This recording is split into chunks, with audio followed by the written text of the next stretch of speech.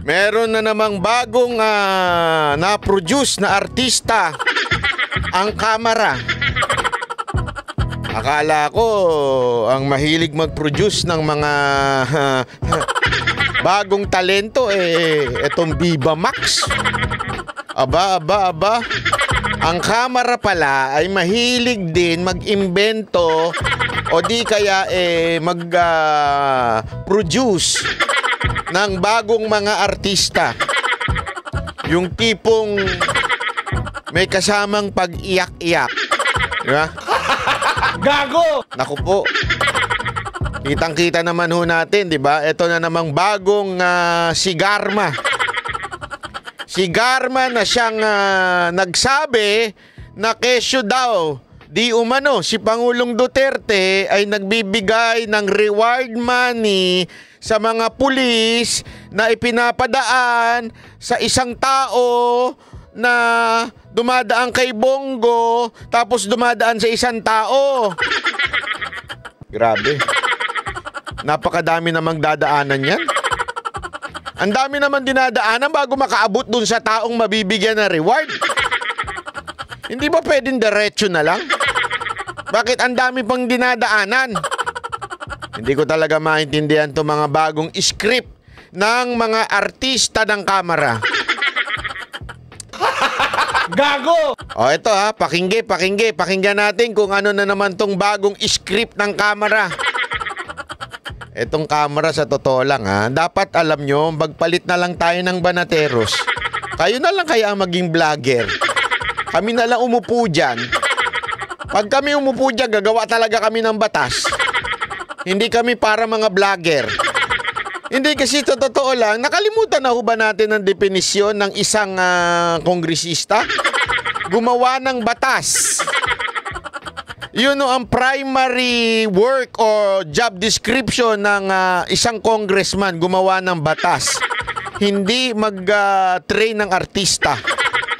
O di kaya hindi mag-imbestiga. Mali ba napasok ninyo? Hindi, ako lang nagtatanong lang ako sa mga kongresista, baliw ba napasok ninyo?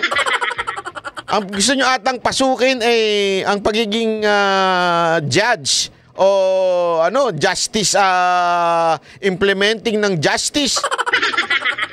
Mali parang ang pinasok ninyo, di ba? Parang dapat hindi po kayo congressman. Dapat kayo nag-abogasya, tapos nag-apply kayo as judge. Kasi grabe na ginagawa ninyo sa kamera. Nag-uubos kayo ng pera na nag-iimbestiga.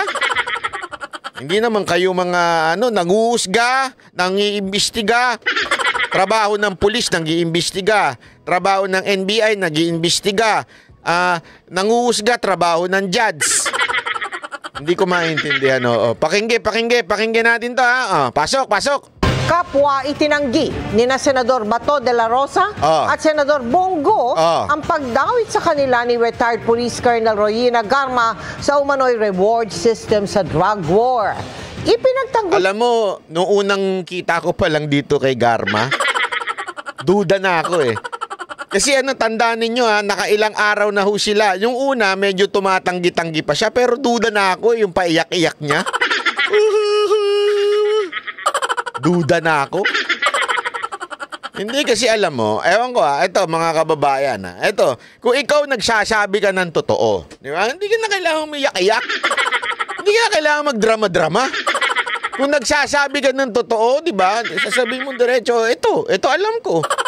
Simula pa lang, sasabihin mo na kagad, wala na yung paiyak-iyak.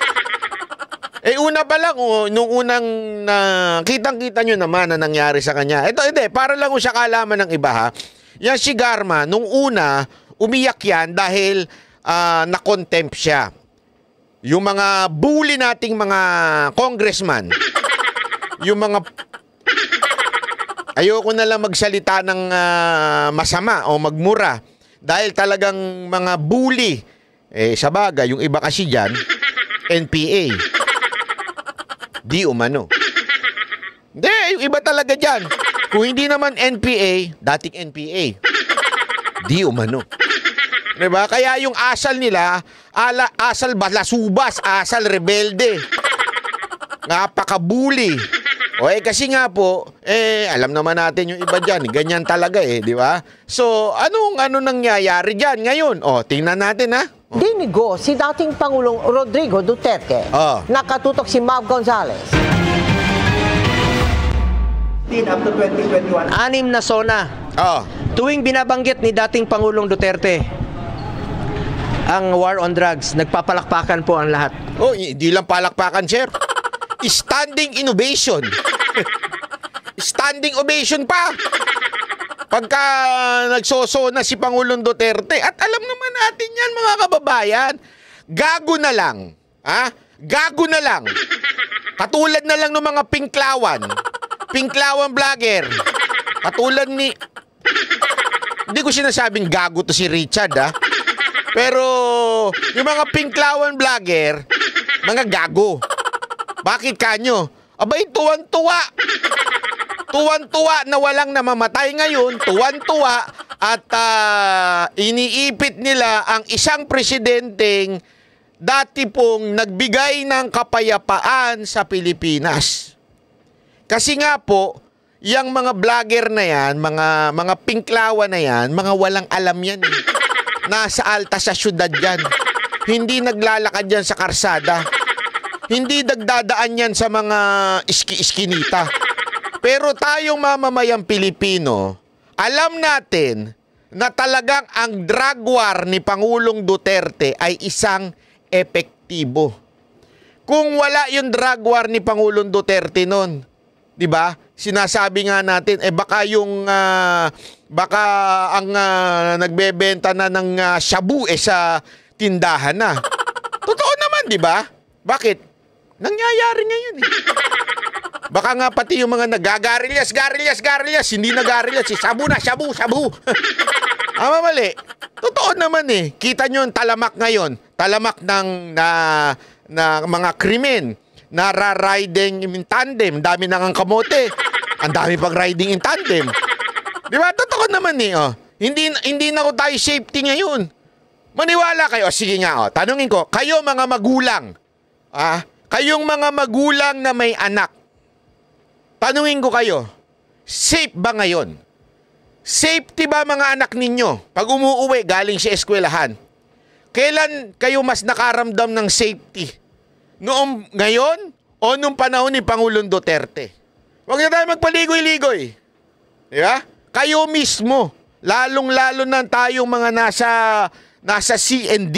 Alam mo natin na mas safety nung panahon ni Duterte. Kaya nga noon, nagpapalakpakan niya mga animal na mga kongresista na yan. Kaya yung mga kongresista na yan tuwan-tuwa noon. Di ba? May isa pa nga dyan Sabi niya, sa balita as in, sinabi niya sa balita, dapat tularan ng ibang bansa ang ginagawang war on drugs ni Pangulong Duterte.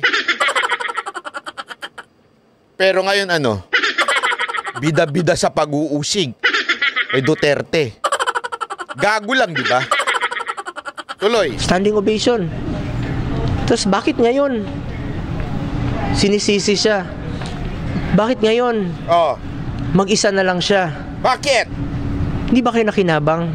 Emosyonal si Senador Bongo nang humarap sa media kanina dahil kung dati raw pinupuri ng mga kongresista at senador ang war on drugs ng Administrasyong Duterte, ngayon itinuturo si dating Pangulong Rodrigo Duterte bilang nagpapatay sa mga itinuturing na sangkot sa droga. Pero wala siyang sinabi na patayin mo ito, patayin mo yan. Wala pong reward system na umiiral sa kanyang opisina. Sinusuportahan niya po ang kapulisan kung anong pwede niyang isuporta para magampanan po nila ang kanilang tungkulin. Noong Biyernes, Ito na yun, Starring! Congremax! Hindi, bago itong artista itong paiyak-iyak na to, itong paiyak-iyak na to. Yan, ayan. Ito, ibinunyag ng dating Davao Police Officer at kilalang... Alam mo, madali naman yun. Yung ganyan. Ginagawa ng mga jowa nyo yan eh. Yung paiyak-iyak para bilan nyo sila mga bagong bag. O di kaya para wag nyo silang iwan. Dun sa kabit nyo. Paiyak-iyak.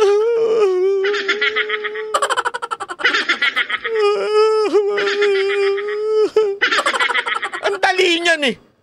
Oh, totoo. Kapit kay Pangulong Duterte na si Royina Garma sa pagdinig ng Quadcom ng Kamara na nagbibigay ng pabuya ng hanggang 1 milyong piso kada mapapatay sa ilalim ng war on drugs na nakamodelo sa tinawag na Davao Model. Sabi ni Garma, mula nang umpisahan ito, alam na raw ni Senator Go na nooy Special Assistant to the President. Sigurin daw ang kausap ng dating staff daw ng Presidential Management Staff o PMS na si Ermina Muking Espino na tagabigay ng reward money sa tauhan ni retired Colonel Edelberto Leonardo. At si Leonardo naman daw ang nagbabayad ng pabuya sa mga operatiba. Hindi po totoo yan. Sabi ko nga, wala pong reward system. At kung sakali mang meron siyang iutos sa akin na illegal, hindi ko po susundin. Hindi rin po ako papayag na utusan ako ng illegal. Alam mo, yung tinatawag na reward system, baka yan yung sa PIDEA. Hindi, kasi totoo naman may reward system dyan sa PIDEA eh. Pagka ikaw ay nagsuplong ng mga drug syndicate, ganyang reward. Di ba? Pero yung, kasi ang pinalalabas nila dito, kasi ito mga kababayan, there is nothing wrong. Ako honestly sabi ko nga, sandali, nakukulayan lang ito eh. There is nothing wrong if ever there is a reward system.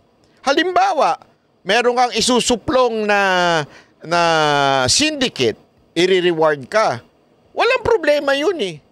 Kasi ikaw naman, una-una, merong kapangyarihan ng presidente na magbigay ng reward.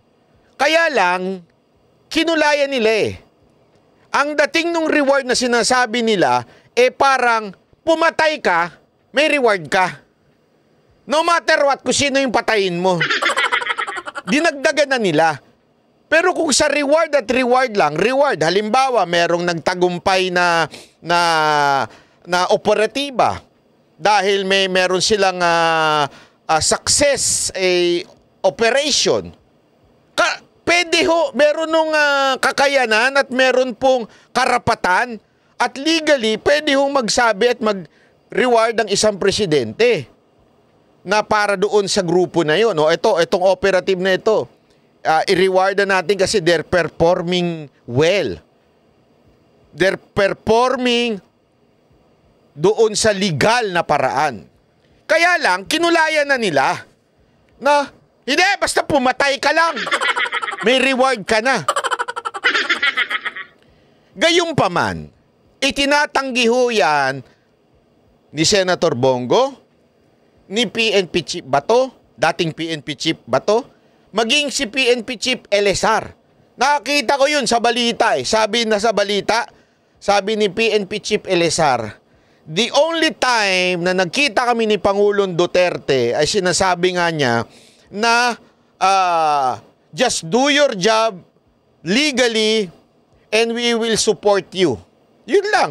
Just do your job legally, suportahan ka, tuloy-tuloy mo lang. Yun lang ang kabilin-bilinan ni Pangulong Duterte kay PNP Chief Elezar.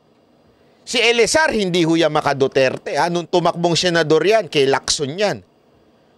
Pero siya mismo nagsabi, walang illegal na inutos sa amin. Pumatay kayo ng marami dyan. Patayin nyo lang ng patayin. Kasi yan ang pinalalabas ng script ng Congremax. Ito mga congressman na mahilig sa Max. Ang pinalalabas nila, si Duterte, inutusan ng illegal yung mga pulis para pumatay na kahit sino, patayin nyo. Tapos may reward kayo. Hindi ganoon ang usapan dyan. At hindi rin po ako papayag na may mga reward system. Gawin nyo lang po ang trabaho, mandato po ng pulis na labanan po ang kriminalidad at illegal na droga. Pero sa inyong operations, hindi ho ako nakikialam. Si Senador Bato de la Rosa ang nakaupong hepe ng Philippine National Police nung umpisahan ang Duterte anti-drug war. Tulad ni Go, kasama rin siya sa diagram ng reward system na ibinigay ni Garma sa Quadcom. Sabi ni de la Rosa, wala raw siyang ideya tungkol sa sinasabing reward system. Nung panahon daw niya bilang Chief PNP, wala siyang ipinatupad na reward system dahil wala siyang pondo para rito. Para sa GMA Integrated News, Mav Gonzalez. Ayan ha, eto lang ha, ipapakita ko lang din sa inyo, baka sabihin ninyo, ginojokes ko kayo dito eh. Ipapakita ko lang sa inyo ha, etong sinasabing ni Elezar, okay? Ni PNP Chief Elezar, dating PNP Chief ito. Ito, ulitin ko ha, hindi ho ito maka-Duterte. Ito'y tumakbo ho sa ilalim po ni Senator Lacson. Ayan ha. Ito po, October 14. October 14, 2024. Ex-PNP Chief Elezar, no order received on anti-drug op reward system. Ito, sinabi niya, recalling my 6-month tour of duty as Chief PNP, I am confident to say that I neither underwent a briefing nor receive any instruction from anybody about reward system in the conduct of anti-illegal drugs operation. Wala, sabi niya, wala sa aking 6 na buwan bilang PNP chief na nakatanggap o nagkaroon ng briefing na merong reward system. Tanungin ko kayo, kung may reward system sa pulis, sino makakaalam nun? Alam na nasa ilalim. Siyempre, yung unang-una makakaalam nun, yung PNP chief. Siyempre, ako si Presidente. PNP chief. Liga. Gusto nyo ng reward, yung mga bata mo, ito. Pumatay kayo ng pumatay. Patayin nyo lahat ng adik dyan. May reward kayo. Siyempre, unang-una mong, kasi, ala naman sabihan mo, yung corporal dun sa baba. Halika dito. Halika. Pumatay ka ng adik dyan, ha? Tapos may reward ka sa akin. Siyempre, kung makakarating yun doon sa mga nasa ibabaw niya, kay sarhento, kay kapitan, no? Kay major, kay colonel, kay general. Ito si Presidente, oh. Ang sinabihan, si corporal lang. Hindi man lang kami sinabihan dito sa ibabaw na may reward system. E di kami na lang ang bahala dyan. Hindi kasi tandaan ninyo, what is the purpose? If there is a purpose for a reward, di ba? Anong purpose niyan? Para maubos ang adik. Kung gusto mong maubos ang adik, sinutusan mo. Utusan mo yung nasa baba, isa-isa sila. Oy, isa kayo dito. Isa. Dito. Lahat. From Quezon City, from Lagro, from Fairview, isa-isa mo yung corporal doon. Patayin nyo lahat ng adik dyan sa Litex, ha? O dyan sa Tondo, patayin nyo lahat, ha? Iisa-isa nyo yung corporal. Siyempre, unang-unang niya sasabihan, yung PNP chief. Shhh! Diga, patayin mo lahat ng adik. Lahat na nasa listahan, patayin mo, ha? Tapos, may reward ka. Kasi siyempre, yun ang magde-designate. Siyempre, halimbawa lang naman, ang reward, 1 million. Alam naman ikaw ang papatay, di ba? PNP chief ka eh. Ang gagawin mo, ganire. Utusan mo bata mo. Pag may nakapatay sa inyo, 50. 50. May matitira pa rin sa iyo sa 1 milyon. Hindi ikaw ang pumatay. Pero siyempre, yun ang tinatawag na designate ka ng trabaho mo, ika nga. Ikaw yung magde-designate na para patayin yung mga dapat patayin. Hindi mo kung ikaw, Presidente, hindi mo na kailangan isa-isahin ng tao. PNP sila, tapos na. Bakit ko ina-emphasize yun? Kasi nga, kasi pag si Bato, madali natin yan sabihin, kasi baka Duterte yan eh. Hindi aamin yan. Hindi to maka Duterte. Tumakbo nga to sa ilalim ni Lacson eh. Di ba? Hindi sa ilalim ni VP Sara Duterte o di Marcos. Hindi. Sabi, ano daw yung instruction na ibinigay lang ni Duterte? And the only instruction I received from then President Rodrigo Duterte was to do what is right and legal. O, di pahiya kayo mga ungas kayo.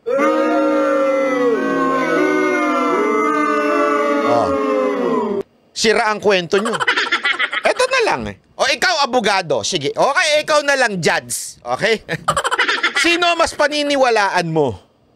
Yung PNP chief na hindi niya kaayado yung presidente o itong Garma na kung saan ginigipit siya doon sa kamera at siya'y kinontempt nung hindi nagustuhan ng sagot?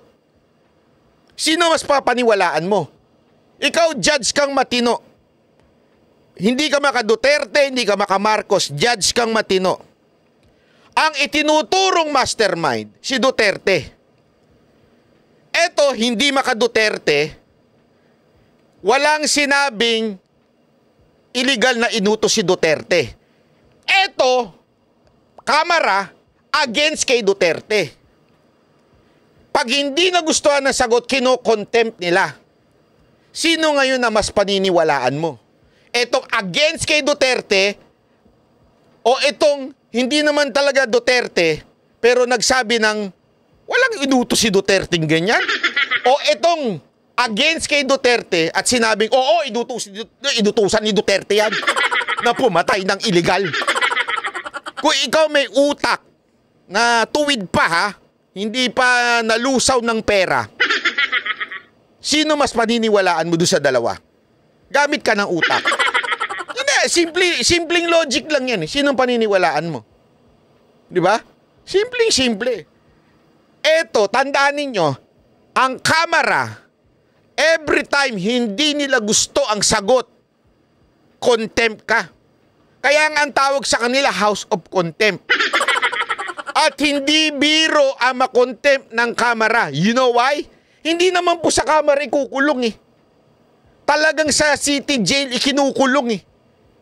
So ikaw, pobre kang tinawag doon at hindi mo ilalaglag si Duterte, kulong ka. Tanungin ko sa'yo, ikaw nasanay ka sa marangyang buhay, marangya, maayos na buhay, biglang andi dito ka na sa korte ng mga tambaluslos. Pag ang sagot mo ay hindi pabor sa kanila, kulong ka. Pero kung ang sagot mo, ilaglag mo si Duterte, bayani ka. Tanungin kita, ano isasagot mo? Kulong? O sumunod ka na lang sa utos ng mga tambaluslos? Hindi sagot kayo. Kung ikaw, sanay ka sa luho, gusto mo bang makulong sa city jail? Hindi mo gusto yun. Talagang iaano mo yan. Gagawa mo ng istorya. Diba? Tandaan ninyo, si Bato nga di ba? Meron nga siyang sinabihan dyan na, ikaw, alam ko. Ha? Alam ko, nilalapitan mo to si Guo para ilaglag si Duterte. Para imbentuhan si Duterte. Para idawit ako, idawit si Bato, si Bongo. Di ba? Alam ko, sabi ni Bato yan. Kasi nga po, ang motibo nitong hindot na Quadcom na to ay siraan ang lahat ng kaalyado ni BP Sara Duterte. That includes yung kanyang tatay, kapatid, Senator Bongo at Senator Bato.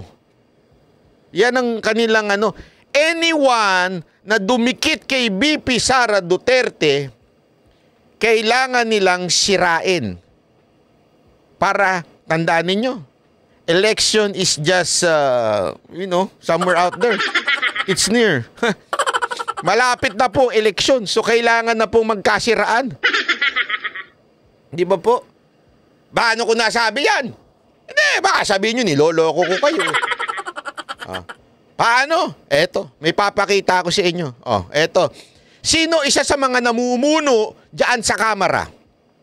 na galit na galit. Akala mo talagang sama-sama ng war on drugs ni Duterte. Di ba ito? Yan, oh. Yung barbero. Si Barbers. Si Barbers noong 2018, Barbers calls for continued support for war on drugs. Oh, di ba? Oh. Ayan, oh. Sabi niya, oh, ituloy natin ang war on drugs. Nagsalita siya dun sa real number PH na ginawa ng PCO to, alam ko eh. Oh. Sinabi niya, siya ang chairman ng House Committee on Dangerous Drugs, said, there are a lot to be done to ensure victory in the efforts to eradicate illegal drugs. Ang aga mo na bulok. Kong, ang aga mong nabulok. Oh. Ito pa yun, oh. Ayan. 2017, consistent si Kuya. Maaring gayahin ng ibang bansa ang taktikang ginawa ngayon ng administrasyon. Wow! Diba? Oh. Duterte, gera laban sa illegal na droga ayon kay si Barbers na naman. Itong barbero to, kwentong barbero ha. Isipin mo ha, 2017, pinagmamalaki niya na. Pwede itong gayahin ng ibang bansa. Ang galing ni Duterte! Ang galing-galing ni Duterte! 2017. Isa 2018. Ito pa. 7 years ago. Ako po, patay. Gagawa mo pa 24 plus minus 7. Basta. Summer 17 and 18. The Philippine delegation will downplay, Barbers to downplay drug war abuse in report to Asia. Pinagtanggol pa talaga. Dinownplay pa yung report na masama tungkol sa drug war. Ganyan, kabalimbing. Etong mga congressman natin, di ba?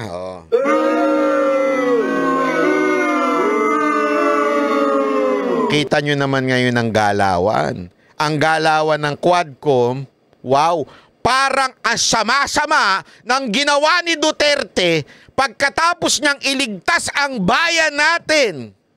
6 na taon nilinis ang bayan natin. 6 na taon tayong nakinabang. 6 na taon tayong gumanda ang bayan natin dahil wala nang bawas na ang mga adik. Kaya nga ako, nagtatanong ko sa inyo mga kababayan, huwag kayong maniwala sa akin. Magtanong kayo sa kapitbahay nyo. O kayo mismo. Saan nyo mas gustong palabasin ang inyong anak nung panahon ni Duterte o panahon ngayon? Saan sa tingin ninyo hindi maho-hold up, hindi marariding in tandem, hindi magagahasa ang anak ninyo? Dati nga babae lang ginagahasa eh. Ngayon, pati lalaki, ginagahasa na ng mga bakla eh. Hindi totoo, wala akong biro ah. Bakit ko nasabi? Tanong nyo sa mga istasyon ng telebisyon. Oh. Diba? Anong ginagawa? Hindi ako naninira ng istasyon. Hindi ko na nga babanggitin yung istasyon eh. Pero paano nila ginagahasa? No mga producer, no mga drugs. Inaano muna nila ng drugs. Parang gusto kong kumanta ng Every Breath You... Uy, wag ganyan, banat bay. Hindi, naalala ko lang kasi. Diba? May pinanonood kasi akong series ngayon. Yung series ni PDD. Hindi, totoo naman, diba? May pattern eh. Ganoon eh. Bago nangyayari yung pag-a-abuse, anuin muna ng drugs. Di ba? Hindi ko sinasabi yung wala akong pakialam doon sa Amerika. Dito sa atin, nangyayari din yan eh. Mga producer, di ba, sa network, anuhin muna nila. Ganun nakatalamak ngayon. Kung dati, di ba, nalinis na yung karsada. Safety na sa karsada. Ngayon, yung karsada, punong-puno na naman ng adik. Punong-puno na naman na nagsasalitang mga... Kanina, meron akong kasi meron akong tinambayan. May talagang yung Yung ano doon, saan sumasayaw-sayaw ng ganyan, talagang todo bigay. Tapos yung ngala-ngala, parang si Humpak na. Hindi totoo, walang biro, parang si Humpak. Ganun na. Alam mong konti na lang to, overdose na to eh. Ang dami na naman sa karsadang ganyan. Hindi kasi ang problema dito sa mga congressman na ito, hindi ko kasi nila na ano yan. Hindi ko alam kung hindi nila nakikita o nagbubulag-bulagan lang sila. Pero hindi kasi naman bumababa yan sa ground eh. Kaya nga sabi ko sa inyo, huwag kayo maniwala sa akin eh. Kayo nga mismo magsabi. I-comment nyo sa baba. Hindi, i-comment nyo sa baba in your own experience. Kailan mas safe? Kailan mo nawala talaga yung mga addict? Takot talaga yung mga addict? Takot yung mga pusher? Ilagay nyo sa baba o i-comment nyo. Ngayon, good luck. Yun na masasabi ko. O, di ba? O, ito yung magandang ano, kasi ito may angulo to. Ang ganda ng sinabi ni Senator Bongo dito. Panoorin nyo ito. Ang ganda eh. Una, hayaan na po natin ang taong bayan ang humusga. Kung mas nakakalakad ba ang mga anak natin na hindi nasasaktan, hindi nababastos ng mga drug addict nung panahon po ni dating Pangulong Duterte. Yun. Alam nyo, pag bumalik ang illegal na droga, babalik po ang korupsyon sa gobyerno, babalik po ang kriminalidad. Ang taong bayan na po ang humusga kung nakinabang ba ang Pilipino sa ginawa niyang strong stance against illegal drugs nung panahon niya bilang Pangulo.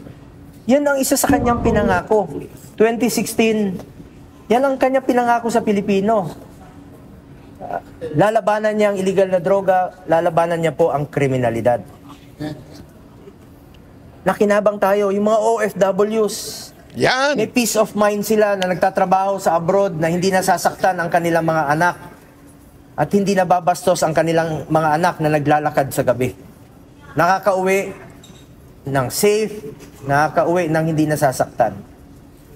Pag bumalik ang illegal na droga, mas nakakatakot. Ginawa niya po ito para sa taong bayan.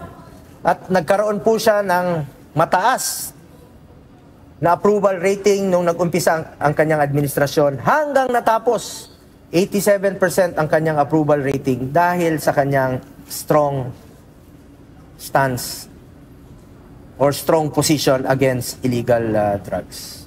Kayo na pong humusga, mga kababayan.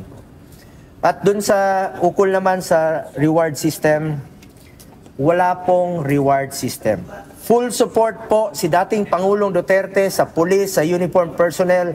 In fact, 2018, pinadoble niya po ang sahod ng police, military, uniform personnel. Pinaghirapan natin yon, pinaglaban natin yon para magampanan pa nila ang kanilang trabaho. Nadoble po ng 2018 ang sahod nila sa mga entry position. Full support po si dating Pangulong Duterte. Nung mayor siya, sinusuportahan niya po ang pulis dahil kulang talaga ang kanilang MOOE. Sinusuportahan niya. Hanggang naging presidente siya, kahit sinong mayor, kahit sinong gobernador, sinusuportahan niya po ang kapulisan sa mga pangangailangan nila. Pag may nasasaktan, may namamatay, pinupuntahan niya, binibisita niya. Umiikot siya sa mga kampo. Pag may mga gera o may nasasaktan, nagbibigay ho siya ng tulong sa kanila, sa mga wounded in action, talk to troops. Binibigyan niya po ng tulong yan. Pumupunta siya sa pinakasulok ng Pilipinas, even sa Hulo, para makipagpulong po sa mga tropa doon. Ibig sabihin, sinusuportahan niya po ang kapulisan, sinusuportahan niya po ang military at uniform personnel. Pero let me repeat, wala pong reward system na sinasabi nila ngayon. Masyado pong baseless accusation po ito. At ako naman po, senador na po ako 2019 po ako naging senador. Dim resign na po ako October of 2018 nung tumakbo po ako bilang senador. At wala na po akong kinalaman sa day-to-day operation ng President Rodrigo Duterte. At hindi naman maiwasan, panahon ng pandemya, nandiyan po ako sa tabi niya, tinututukan natin paano natin malampasan yung pandemya at hindi ko naman po kinakaila sa inyo na malapit po ako sa kanya at parati ko siyang sinasamahan in my own personal capacity.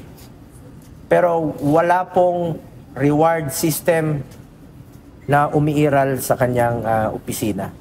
Sinusuportahan niya po ang kapulisan kung anong pwede niyang isuporta para magampanan po nila ang kanilang tungkulin. Sir, anong next move nyo ngayon? Anong next move? Kung kakailanganin po na kailanganin mag-imbestiga rin po dito, ako naman kung ano lang yung katotohanan, the truth lang po. Dito lang tayo umikot sa katotohanan at hindi tayo magkakamali dyan. Magpa-file po kayo ng resolution? Kung kakailanganin po para magkaroon tayo ng... Yan ang magandang gawin sana ng mga senador.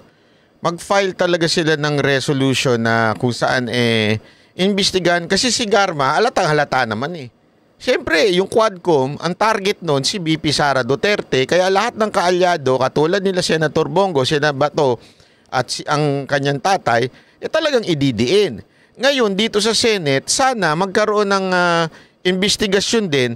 At doon sa totoo lang, diba? Yung talagang usigin siya ng abogado na talagang, alam mo yun, paano mo nasabi yan? Ikaw ba mismo? Kasi ang dating kasi puro hearsay. Sabi ni ganito, sabi ni... Sa totoo lang bakit Garma, ang dami mong kausap na general? Laging ganun siya. Sabi ni ganitong general, sabi ni ganito ni major, sabi ni ganito. Puro sabi sa'yo. Bakit? Kailan kayo lagi nag-uusap ng mga yun? Hindi, kasi may balita ako dyan. Pero hindi ko na lang sasabihin. Ako lang nakakaalam nun na malapit ka talaga sa mga general, sa mga major, sa mga opisyal ng PNP. At meron kang personal time with them. Kaya nachichismis-chismisa ng nagkakaroon ng chismisang nagaganap. Is this over, ito ba, ito bang chismisa na ito? Over the office o over the, ano ba yan? Nagko-copy ba kayo? O umiinom kayo? Nagtatanong lang. Parallel investigation dito sa Senado para malaman po natin ng katotohanan. I'm very much willing na mag-file din po ng resolution para magkaroon po ng investigation rin po dito sa Senado para malaman natin kung ano lang yung totoo. Ay, sa lahat ng kung gusto niyo imbestigahan yung war on drugs, pwede nating grabe, galit na kagad yung media. lalo na investigasyon saan? Investigasyon saan? Para bagang pagka ang Senado mag-iimbestiga, masama. Pero pag ang Kamara nag-imbestiga, pabor na pabor kayo. Si Senator Halata namang may karga. Bato is the chairperson of the Committee on Peace and Order. At siya po ay Chief PNP para malaman natin kung ano talagang totoo at ano po yung naidudulot nito at tulong nito sa ating mga kababayan. Nakatulong ba ito sa ating pamumuhay, ang war on drugs? Kung tahimik bang nakakauwi ang ating mga anak na hindi nasasaktan? Alam mo, ang ayaw ko pong mangyari na ang taong bayan po ang takot maglakad sa gabi. Dapat po ang kriminal, dapat po ang drug addict ang takot maglakad sa gabi. Yan, nung panahon ni Duterte, ganun. Ang mga addict, mga kriminal, yung mga kaibigan, yung mga pinklawan, takot na takot eh. Oh, yung mga addict, mga big time nga cocaine user na mga mayayaman, takot nun eh. Ngayon, madalas pang mag-party. Hindi po yung ordinaryong mamamayang Pilipino na gusto lang po tahimik ang buhay na makakauwi po ang kanilang mga anak. Karapatan po natin mabuhay ng tahimik na nakakauwi po ang ating mga anak. Huwag naman sanang palakasin ang loob ng mga drug addict. Ang nangyayari ngayon, lumalakas po ang loob ng mga drug lord. Diba, siyempre. Senator, hindi, totoo naman eh. Ikaw ba naman ang kakampi mo, Kamara? House of Representatives ang kakampi ko? Pare, mag-adik-adik lang tayo dito. Bakit? Huwag kayong mag-alala. Pag inimbestigahan yan sa Kamara, bayani pa tayo. Mga self-confessed drug lord, bayani pa.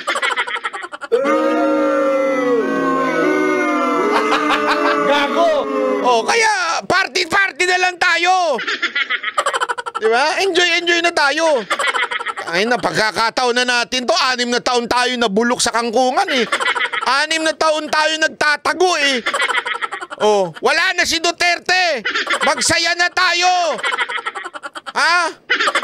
Mag-abutan na tayo sa camera ng droga. Gago!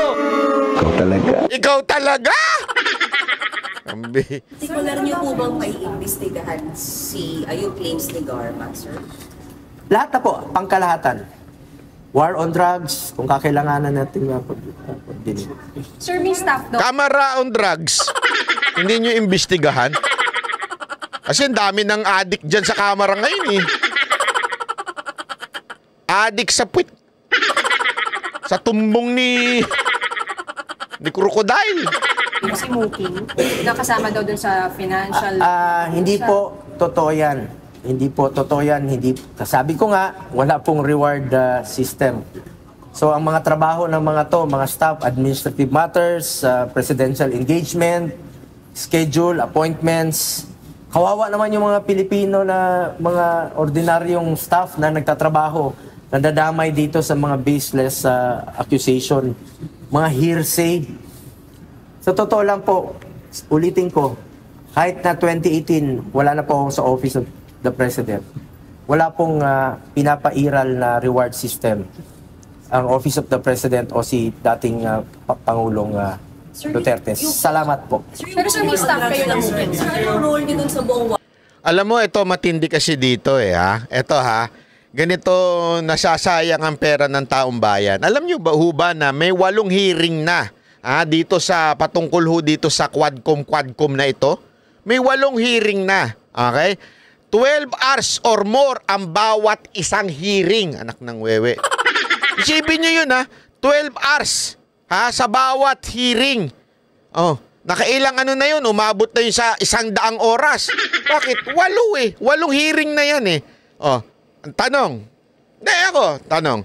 Meron ba ni isang resulta na naidulit? Wala. Meron. Naging bayani yung mga self-confessed drug lord. Naging bayani. Pero may nagawa bang batas? Wala. Meron ba mga Pilipinong natulungan? Wala. Meron mga Pilipinong natulungan ma-promote yung kanilang pagtutulak ng droga. Oh. Hindi kaya nga, alam mo, i-compare natin. I-compare natin doon sa hearing doon sa Senado na under kay Senator Bongo. Ano yung hearing na yun? Yung hearing ng Senate Committee on Health, yung patungkol po doon sa... Kasi ito nakaligtaan eh. Hindi ko nga maintindihan eh. Ito ito mga Alam mo, nung isang linggong hindi ako nakapag-live, nagkaroon ako ng reflection. Ayoko na magmura eh. Pero napapamura ako eh. Bakit kanyo? Itong mga lintik na media nato, itong mga media natin, pasensya na media, talaga meron kayong tama sa akin ngayon. Kayo mga media, adik na adik kayo kay Alice Guo, adik na adik kayo dito kay Garma, pero hindi nyo ibinabalita yung mga hearing patungkol dito sa PhilHealth.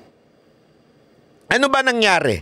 Ito itong PhilHealth na ginawa ni Senator Bongo, 3 to 5 hours lang kada hearing. Once a month. Imagine niyo yun. Once a month, 3 to 5 hours lang. Okay? Comparing, saan? Sa 12 hours, bawat isang hearing na nakawalo na ang Quadcom dito sa PhilHealth, 3 to 5 hours lang once a month. Okay? Eto ano resulta no sa Quadcom? Wala. Tae. Nga. Anong resulta nitong sa PhilHealth? Number 1, nag-commit ang PhilHealth iko-cover na ang pambili ng salamin sa mata ng bawat Pilipino. Akala nyo, biro yan. Hindi ho biro yan. Marami namamatay dyan. Oo. Hindi, marami yung namamatay dyan. Yung walang salamin, tas tumawid. Oo, nabunggo. Oh, ano pa? May ano pa mga resulta niyan? Ang isa pang resulta niya na iko-cover na rin ang libreng palinis ng ngipin, pati ng konsultasyon. Malaking bagay yan. Marami naghihiwalay na magpamilya dyan. Lalo na yung mga mababanto, tambunganga. Yung mag-asawa, pag-gising, bakit? Sirang-sira na yung ngipin pero dahil sa ganyang klaseng hearing ginawa ni Senator Bongo, isinama na rin sa PhilHealth yan. Hindi yung kapritsyohan yan mga kababayan. Tandaan ninyo, nakasalalay dyan ang pamilya. Hindi ako nagbibiro. Maraming naghihiwalay na mag-asawa dahil ang baho ng bunganga ng asawa nila. Pangalawa, hindi makakuha ng trabaho. Bakit? Ang baho ng bunganga in-interview. Anong magagawa mo sa kumpanyan to? Naaboy kagad nung... Hindi, isipin mo ikaw yung boss. May restaurant ka. Yung cashier ganun. Kesa na mainggan yung bumili ng chicken joy yung mga tao, naamoy yung bunganga nung cashier. Wala na, yari na. Dahil doon, natulungan na magkatrabaho. Pangatlong nagawa nung PhilHealth na hearing na yan, bago matapos ang 2024, ibababa na ang kontribusyon ng regular members ng PhilHealth. Yung kaltas sa sweldo natin, magiging mas mababa na. Ito yung sinasabi nating hindi sayang sa pera ng taong bayan. Nag-hearing pero may resulta. Pangatlong resulta na yun Quadcom, ano resulta? Bayani ang self-confessed drug lord. May bago silang artista na paiyak-iyak. Pang-apat, na resulta ng PhilHealth. Pambili ng wheelchair. Pinag-aaralan na rin i-cover yun. Malaking yan. Malaking bagay ho yan, yung pambili ng wheelchair. Naku po. Panglima, magkakaroon na ng emergency outpatient package. Ibig sabihin, kahit hindi ka ma-confine, cover ka pa rin. Kasi ang PhilHealth ngayon, kailangan ma-confine ka bago sagutin yung mo. Minsan, siyempre, ayaw mo na magpa-confine. Bakit? Kasi kailangan mo magtrabaho. Kasi may mga ganun Diba? Yung kahit may sakit ka, kahit may iniindang kang may sakit, may napilayang ka, hindi ka pwedeng mag-absent sa trabaho. So, ipipilit mo.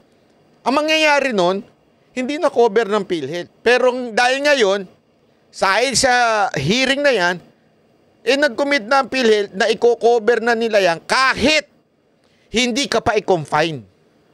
Di ba? Ano pa? Number 6, ibinasura na rin ang single period of confinement policy. Naku, yan ang pinakamaganda sa lahat. Ano yung single? Simple lang po ibig sabihin nito. Kahit ilang beses kang tamaan ng sakit, paulit-ulit i-cover ng PhilHealth. Di ka tulad dati. Kasi dati, isang beses ka lang pwede magkasakit. Bali, magdi-decide ng health mo, PhilHealth. Kaya pala ang pangalan, PhilHealth. Sila lang ang magdi-decide ng health mo. So pag nagkasakit ka sa susunod, hindi na sila kasali doon. Ngayon, wala nang ganun. So kung gusto mo magkasakit araw-araw, tutulungan ka na ng PhilHealth. Hindi ko naman sinasabing gawin mo yun, pero kasi hindi maiwasan yun, lalo na pag matanda ka na, tapos ang dami mo ng problema, may kabit ka pa, stress ka pa. Hindi totoo di ba? Pagka stress ka sa pamilya, stress ka sa kabit mo, stress ka kung saan-saan, naturalmente, magkakasakit ka. Tapos, magpo-post ka sa social media, ibabash ka pa. Wag ma-stress ka talaga, magkasakit ka talaga. Kaya ngayon ang dami na nagkakasakit. Hindi, tsaka yan, it's a matter of change of weather. Hindi, alam nyo ba na alam niyo yung climate change na yan? Maraming nadudulot na sakit yan, lalo na sa mga asthmatic na tulad ko. Pagpabago-bago, talagang asthmahin ka niyan.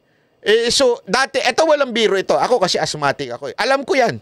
Alam ko yan, nung panahon nung bata ako, once a year lang ako talagang atakihin ang asthma. Bakit kanyo? Kasi once a year, doon talaga merong pagbago ng yung biglaan, yung pa August to November, October, ganyan, biglang lalamig. Doon, nagkakasakit ako doon. Doon ako ina-asthma. Once a year lang yan. Ngayon, hindi na. Madalas na. Bakit kanyo? Kasi nga, yung change ng weather, sobrang init, tas biglang uulan, lalamig. Yun mga asthmatic, marami pa naman sa mga Pilipino asthmatic. So, doon nagkakasakit. Ngayon, dahil sa ginawang hearing ni Senator Bongo, ano nangyari? Pwede na. Hindi lang isang beses i-cover ng PhilHealth. Pwede na uli susunod. Wala na yung tinatawag nilang single period of confinement. Di ba ang ganda? Bakit ko sinasabi ito? Etong mama, nagtatrabaho. Habang itong mga, untikan ko na naman masabi yung mura. Ayoko na talaga magmura eh. Pero nakakamura talaga itong mga Habang itong mama nagtatrabaho, yung sa kamera, ino-operate itong mama na to. Ilang beses nang ipinilit, idawit sa Pogo, idawit saan? Dito naman. Talagang sunod-sunod na yan. Noong una, sa Pogo daw. Siya daw ang, basta, tulay. Ang daming kinukunik. This time, eto na naman. Habang yung mama, nagtatrabaho para sa mga Pilipino, yung kamera, nagtatrabaho para sirain na to. Siraan ng mga Duterte, siraan si BP Sara, siraan si Senator Bato. Ganyang kademonyo, kawalangya at mga hindot talaga yung mga congressman natin. Bakit ko sinasabi ito? Napaka-importante kasi. Sa susunod na boboto tayo ng congressman, huwag na tayong bumoto doon sa mga balimbing na tulad nito, yung mga ganyan, yung biglang pabago-bago ng ihip, ng hangin. Dati, sip-sip kay Duterte, biglang once in bigla nang iba na naman. Hindi, kaya tuloy kaya tuloy si Pangulong Duterte. Ito na, sinagot niya na eh. Pakinggan natin ha. Congressman Mayor, yung pilit nila na nililing kayo romantically ni Colonel Garma. Any reaction to that kayo? Sabi nila na kung pilit kayo na may relasyon daw kayo. Romantically? Yeah. Romantically link bang lang kaya? Anong totoo doon? Romantically link lang. Romantically link pa lang pala, sabi niya. Pero ito yung kasunod, yung mabigat, matindi, malupit. Hindi siya, diretsuhan ko na yan. Sabi nila nag-intercourse kami, sexual intercourse. We have done... Kaya sabi, tatanungin mo sila. Sabi ko, nagtatanong si Duterte, ba daw may? Nag-iiyot daw ba sila? Hindi, kasi tinutut pa ng kabagay sa TV kasi yan. Ito, sa naman to sa social media. Sabi ni Pangulong Duterte, diretso yun na. Kasi meron pang may romantic link, mga ganyan-ganyan. Hindi, diretso nyo na, nag-iiyot kami. Use the word. Use the word, sabi niya nga eh. Relasyon man ka. Yung mga ganon-ganon na patapsing yun. Diretsuhin na natin. Nagkauyak ba yan sila ni Duterte o ba ni Duterte? Bakit kasi tinutut pa eh? Diretsuhin nyo na. Huwag nyo na kasi romantic, lik. Liklikin nyo mga mukha nyo. Diretso nyo na, nag-iiyot kami.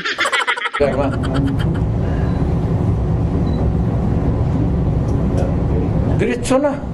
Iparinig mo yan sa public. Mahilig kayo sa chismis kayo eh. Mahilig kayo sa chismis. Kayong media. May naalala tuloy ako. Sino yun? Ikaw talaga. Ikaw talaga? Banat bay, porket iyot ang pinag-uusapan, may naalala ka. Ikaw talaga. Ikaw talaga.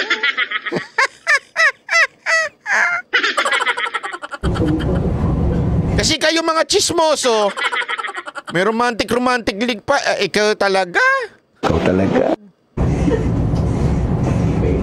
Lahat ng pulis malapit talaga sa akin.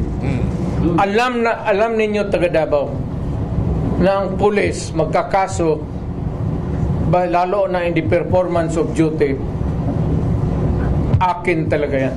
Yan, Ang kaso sa pulis na performance of duty, akin dyan nung mayor ako. Walang problema yan. Hanggang personal nila. Ngayon kung nagduda sila o may chismis na kami ni Garma, sila. Nag-ingon si mayor. Sayang, mali kasi yung nakuha kong video. Nag-iyot si Hindi kasi alam mo, sige, sabihin nyo ganun, sige, nag-iyot ka.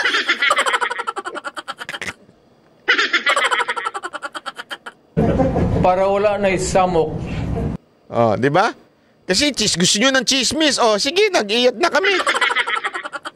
Kasi, alam mo yun, kasi yung, ito hindi ko nga maintindihan bakit itong kamera na ito, yung dumi ng isip nila, na idamay yung, halimbawa na lang Kaya nga sinasabi na nga ni Duterte, sige na nga, nag-iyot kami. Anong kinugnayan?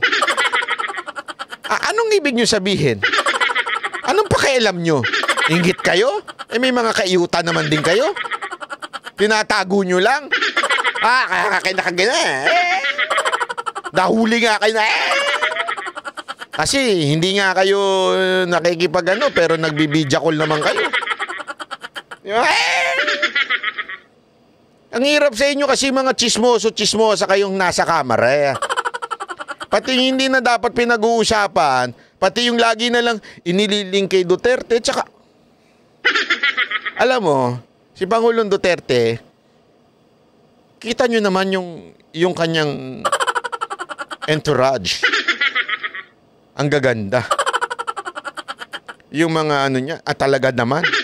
Pero may mga asawa yun hindi wala akong yun. Pero syempre, alam mo naman, pag matanda ka na, gusto mo yung maganda ng tanawin. Totoo naman, di ba? Pag matanda ka na, di ba, may nakita tayo doon, lagi niyang, binibiro-biro niya. Pero may asawa yun, siya nga nagkasal Siya pa mismo nagkasal. Ibig sabihin, walang nangyari. Alam naman, magpakasal yun wala akong nangyari. Talaga lang, syempre ikaw matanda ka na, hindi naman na siguro, basta, hindi naman na siguro yun, di ba? Wala nang laban yun. Pero, alam mo yun, gusto mo lang magandang tanawin. Si Garma.